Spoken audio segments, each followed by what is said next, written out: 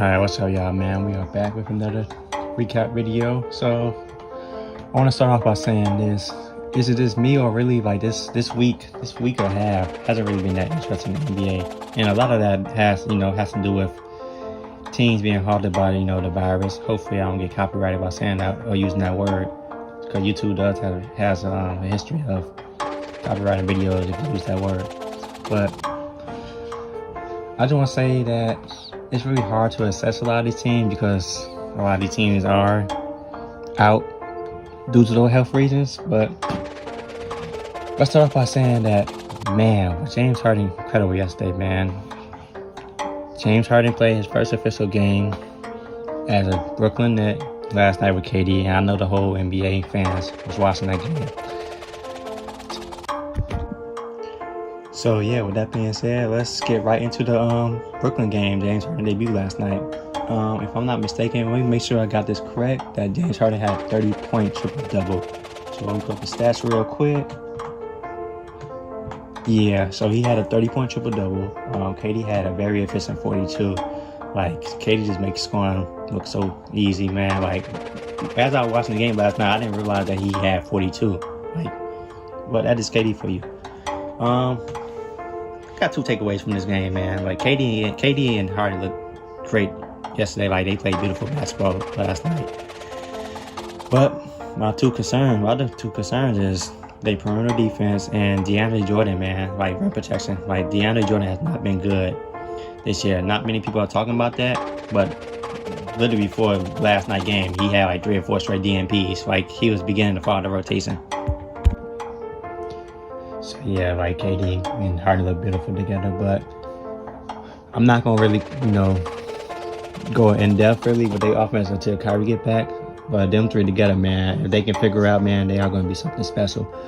But if I'm Brooklyn, man, I do have concerns about their defense, especially, with DeAndre Jordan rim protection, and then, perimeter defense, man. Like, will KD, Harden, and Kyrie be able to defend, man? That's gonna be a big question mark. But I also want to start off, by saying Brooklyn better be active on that buyout market when that time comes, and maybe potentially make a trade. I know they don't have no really assets, but let's see if they can make use of their second round picks. Now, also, I don't want to go dive deep into it because literally the whole media been into this situation with James Harden, but I definitely didn't like the way James Harden, went out in Houston, the way he did things in Houston, for this trade. But it's done. It's over with. Both teams move on. Let's talk about the other team, Orlando Magic, man. Shout out to Orlando Magic for making this game competitive, man. I know they've been struggling ever since Markelle Fultz went down. Praying for a speedy recovery for you, Markelle. But it's quite competitive. Vucevic had a very good game, as he had 34 and 10 and 7 assists and 5 steals. Like, he was very impactful in that court. Yeah, man, this Orlando team continues to fight, man. I'm just praying that they get healthy, man. Can't wait to see, John Isaac return next year, and praying for a speedy recovery for Markelle Fultz, man. I know I'm making this video on Sunday afternoon, and I know there's more games to be played tonight, but let's talk about the early games, man. The New York Knicks, man, before earlier today, like, they was on a 5-game losing streak. Good win for them being Boston by 30 tonight. It's really hard to assess Boston with, Jason Tatum out and being out due to health, protocols. But good win for Brooklyn. Julius Randle continues to play well, man. Had another very solid game. 20 and 12 and 4 assists. So good for them to be back in the win column, but they are, coming back to reality, man. But yeah, I just want to give my quick shout out to the Knicks, man. Coach Thibodeau is really establishing the culture over there, so definitely gonna continue to keep an eye out on New York, throughout the rest of the season. But let's talk about the Chicago Bulls, my hometown team, man. Whew, Friday, man, they had probably the biggest breakdown, in the season, as they had a 22-point lead. Late in that third quarter, man, they led by 16 with 5 minutes to go, and they led by 10 with like a minute and a half, 2 minutes to go, and they still found a way to lose this game, man. Young team, man, it's just frustrating to see them lose a game like that, man, but it's a learning process for that young team, man. And just like Zach said, and Coach Donovan, man, they gotta learn how to win games. And this is a perfect example of them not knowing how to win games. So, Bulls fans, it's how can I say this? It's frustrating being a Bulls fan right now, but we are finally taking a step forward, man. So, but I want to give a shout out to the other team, man, who made the comeback, and that's the Oklahoma City Thunder. This team continues to fight, man. A lot of teams believe, not a lot of teams, a lot of people believe that this probably gonna be the worst team in the West, but they are 500 right now. They being competitive. Shay's looking good, man, and they have a very bright future, man. Also, I want to give a quick shout out to Lou Dort, man. A lot of scouting report on him that he couldn't shoot threes, but you can tell this man worked endlessly on the three-point shot during the offseason, and it's paying off right now, man. Last time I checked, he was shooting over 45% from three, so keep doing your thing, Lou Dort. But let's also talk about the fact that the Bulls, won. They beat Dallas today, so they overcame. They recovered from that breakdown on Friday with a nice win today against Dallas. Speaking of Dallas, man, Porzingis is back, so I'm waiting to see how this Dallas team plays with him over the next few weeks, man. Like I said in the previous video, it was hard to really assess this Dallas team without Porzingis, but Porzingis is back now, so let's see how this team looks with him. But looking at the roster from this game who played, man, I see that Richardson is out, Finley Smith is out, Brunson is out. They still got a decent amount of players out. So this virus really messed up a lot of these teams. Right now, man. So yeah. Speaking of these, health protocols, and guidelines, I'm gonna talk about that a little bit later in this video, man. Because that's really been affecting the whole NBA, and I do have concerns about the continuation of these games. But, which is how this virus is spreading throughout the league, man. But let's talk about the Toronto Raptors, man. I think they won back-to-back games, man. They are now 4-8.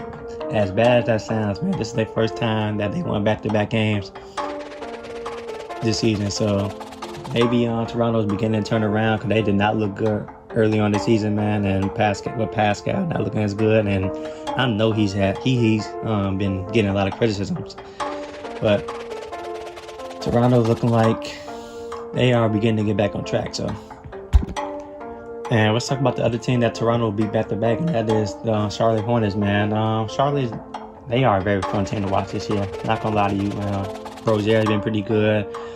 LaMelo Ball looking like a very special challenge, particularly as a floor general.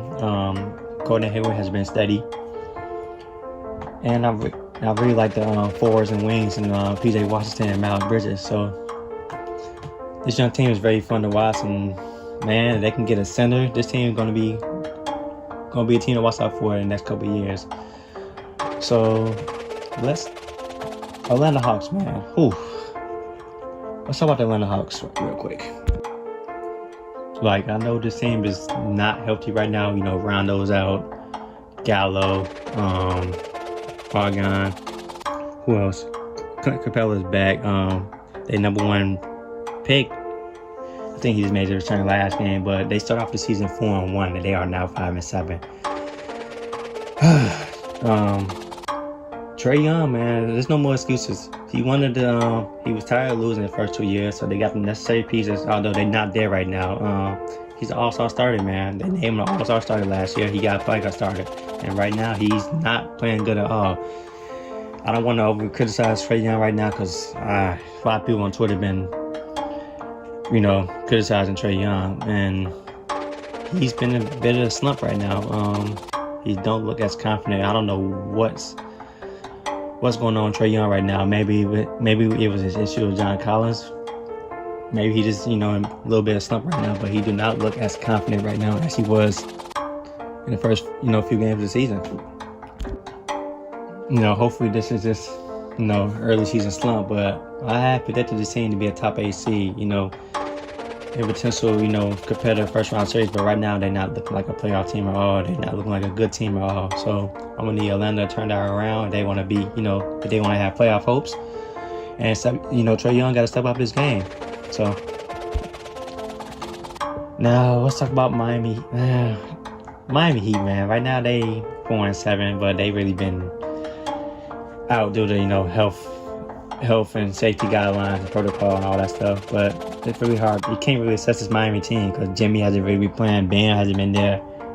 Dragic, they just been depleted with the health guidelines. So hopefully Miami get back healthy, man, and start playing better. So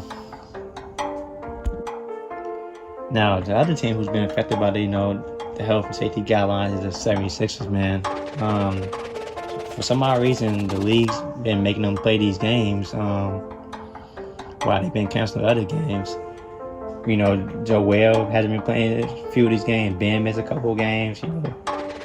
Really, they've been affected the most by this protocol stuff. So they start the season 7-1. They was fully healthy. They 7-1, but because of these guidelines, they now 9-5 because they've been pretty much playing with 7-8 players in these last few games. Yeah, I know I'm going all over the place, but I have to do this weekly recap. So top of the East, Milwaukee been pretty solid, 9-4. Boston, like I was talking about earlier, Tatum, even though Tatum is out, they are 8-4 right now. And then there's a team that not really a lot of people are talking about, and that's the Indiana Pacers. So they also are third in the East right now. So who else? The Wizards, man. Westbrook. Didn't really get a chance to talk about Westbrook, but Westbrook is out 3 to 4 weeks with his quad injury. Hopefully Westbrook can get back healthy. Like I said last week, I knew there was something wrong with Westbrook because he didn't look like himself, and we found out it was a quad injury. So get healthy soon, Westbrook. And the West, man, top of the West is Lakers. The Lakers, man. They 11-3 right now, and to me, it seems like they are coasting right now, and they still have the best record in the league. So Lakers are just being the Lakers right now. Yeah, behind the Lakers are the Clippers, second in the West, 9-4. Clippers been playing pretty good, 1-3 in a row. So yeah, it's looking like to me as of right now, LA teams right now look like the better team in the West. Utah, they also, let me not sleep on Utah. Utah is 8-4 as well. They won 4 games. I know I talked about them last week of them being kind of like good one game, and then the next game they play down to their competition. But it seems like they string 4 wins in a row. So keep up, Utah. Phoenix has been the team who hasn't really played this week due to the virus, situation, the health and safety guidelines. And Portland, man, let's talk about Portland.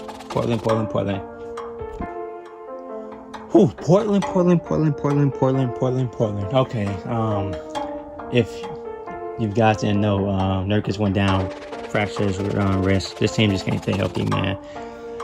CJ also went down with an ankle sprain. Seemed like he played through it a little bit, and then he got an MRI on it, and it seemed like he's good. So I don't know how long he's gonna be out. So he might be out for a little bit. But even before them two went down, like this team was playing up and down to their competition, and defense is still an issue, for me. Robert Covington.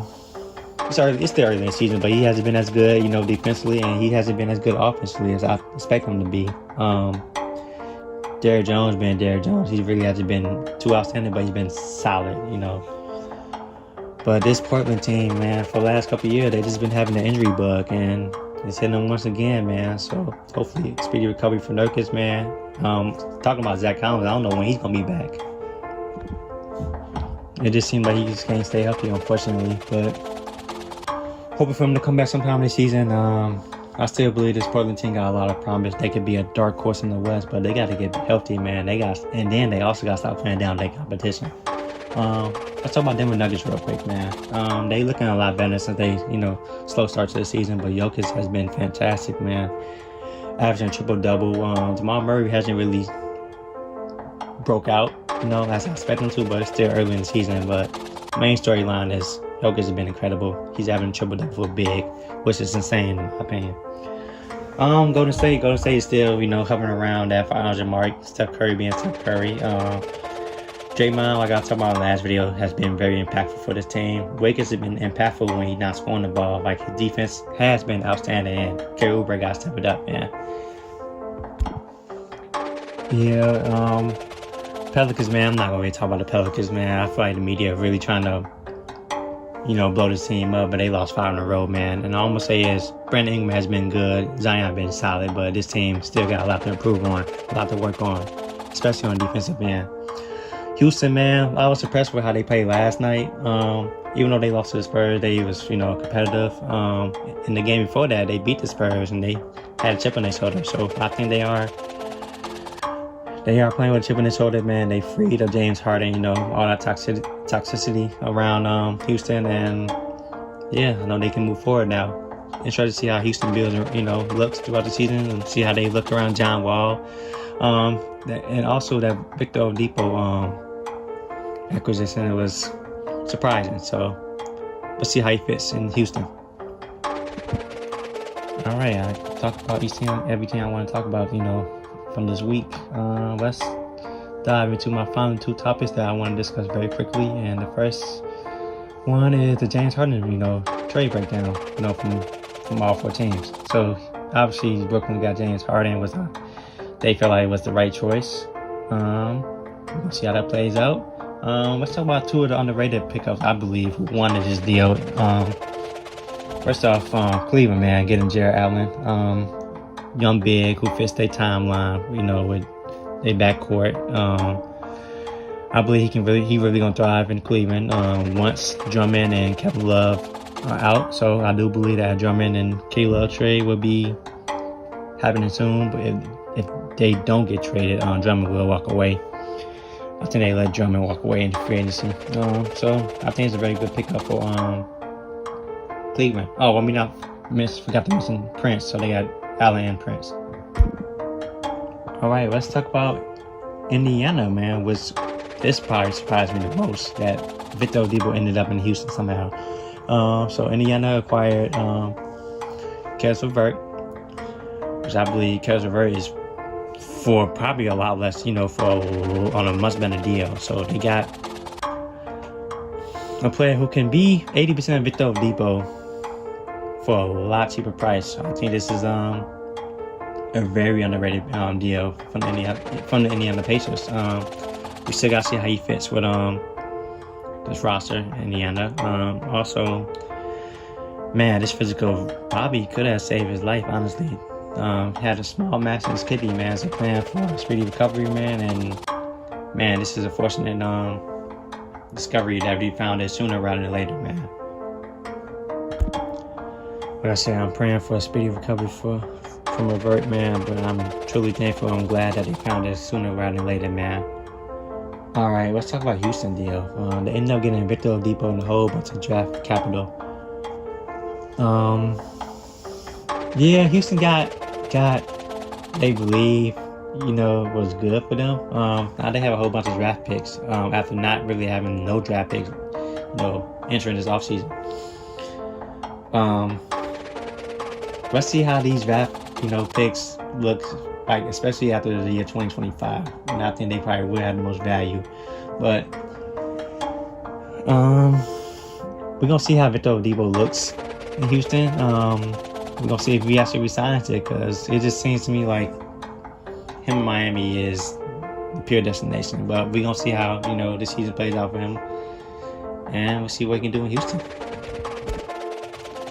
So yeah, overall, like all 40 teams got what they wanted out of this trade. Brooklyn got the best player out of this trade. Houston got a whole bunch of draft capital and Oladipo. We'll see what happens with Oladipo. But my 2 underrated, moves, teams who make great moves, are Indiana and Cleveland, man. All right, so the final topic I want to talk about very quickly in this video is how the NBA has stricken the health and safety guidelines, the protocol.